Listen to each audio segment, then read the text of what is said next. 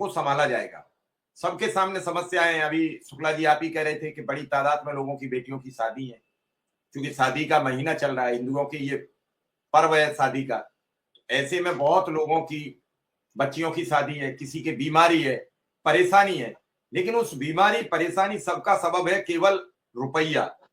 रुपया हाथ में होता है तो कोई समस्या नहीं है, और रुपया बन नहीं पा रहा है। तो कम से कम अमित जी कुछ कहना चाह रहे हैं शुक्ला जी आपसे, वो बार बार आ रहे हैं लेकिन वो जुड़ नहीं पा रहे हैं। आ गए हैं तो एक बार उनकी बात जरूर सुन लीजिए, क्योंकि बिल्कुल बात बिल्कुल कोई कह लेता है तो उसका मन हल्का हो जाता है। जी अमित जी जल्दी से कह लीजिए, चूंकि नेट स्लो है आपका। बोलिए, आपकी आवाज आ रही है, बोलिए।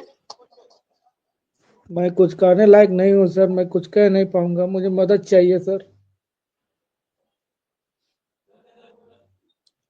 अमित जी, मैं फिर आपसे कह रहा हूं कि मनोज सिंह चंदेल, संजय पांडे से आप देवरिया में संपर्क करिए। अगर वो आपका मदद पूरे जिले से नहीं कराते हैं तो फिर हम भी उनसे बात करेंगे। आप अपनी पत्नी का नाम हमको बताइए। चलिए पत्नी रोइए का मत अमित जी बात करिए, रोइए मत, थोड़ा सा बात करिए। पत्नी का नाम और विद्यालय बताइए अमित जी। मैं बताता हूं, नाम लेके मैं मैसेज आपको करता हूं शुक्ला जी। मैसेज सर डाल दीजिए, हम अभी बात फॉरवर्ड करते हैं, बात करते हैं। हाँ हाँ, क्योंकि बड़ी समस्या होती है आदमी की, बड़ी, आप तो समझ रहे हो कि कैसे कैसे रोज।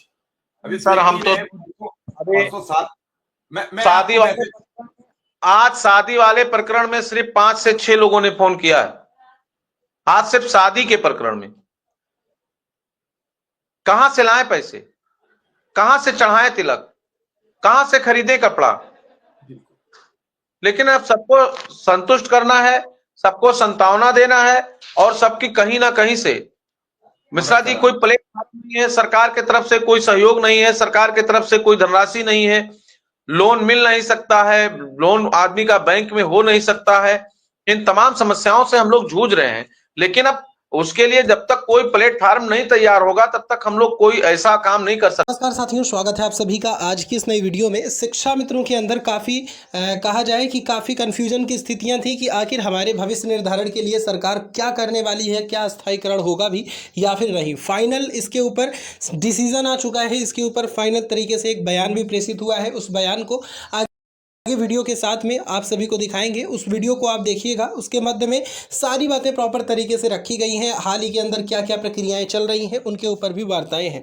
सभी से रिक्वेस्ट है वीडियो को पूरा देखें, चैनल को भी आप सब्सक्राइब कर। हमारे जितने भी सक्रिय जिला अध्यक्ष साथी हैं, ब्लॉक अध्यक्ष साथी हैं, सक्रिय साथी हैं, उनके संपर्क में जो भी रहा है, जिसने संगठन के साथ कदम से कदम मिलाकर चला, आप समझिए अगर वो उनके पास जाते हैं तो हमारे साथी सहयोग पूरे प्रदेश में कर रहे हैं। इसके लिए तो मैं अपने साथियों को बधाई देता हूं कि बगैर हम लोगों को बाद में बताते हैं कि सर यहाँ ये समस्या हो गई है, अध्यक्ष जी यहाँ ये दिक्कत है, लेकिन पूरी ताकत और पूरी निष्ठा से मैं अपने पूरे जिला अध्यक्षों से आपके चैनल के माध्यम से निवेदन करता हूं कि बीमारी में और शादी में आप लोग पूरी निष्ठा से सहयोग करिए।